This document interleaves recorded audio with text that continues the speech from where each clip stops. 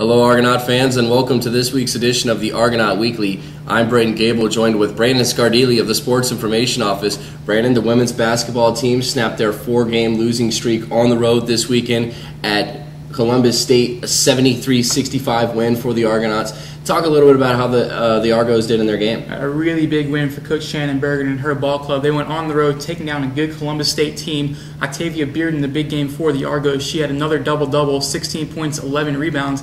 The big story of the game, though, was the Argos were down by 20 points and came back to beat Columbus State. Sharian Scott stepping up huge. She had 23 points for West Florida. So the Argos snapped their losing streak. They'll be back in action on December 14th at the UWF Fieldhouse against New Orleans at 5 p.m. The men's basketball team going on the road this week as well. They snapped their winning streak with a 61-69 loss to Georgia Southwestern. Talk a little bit about that, Brandon. Right, like you said, the Argos went into Georgia Southwestern on a 3-game win streak, looking to avenge an early season loss to Georgia Southwestern.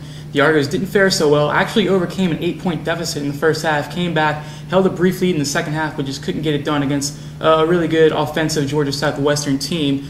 Martell Bowie had the big game for the Argos. He had 18 points and 7 rebounds. The Argos will be back in action on December 13th at the UWF Fieldhouse. They'll take on Shaw. And mark your calendars, Argonaut fans. Just 1 month from now on January 5th, both the men's and women's team will kick off conference play. They'll both take on Christian Brothers at 5 and 7. The women will play first, the men following afterwards at the UWF Fieldhouse. Come on out and support your Argos, and you can follow all the action live on GoArgos.com.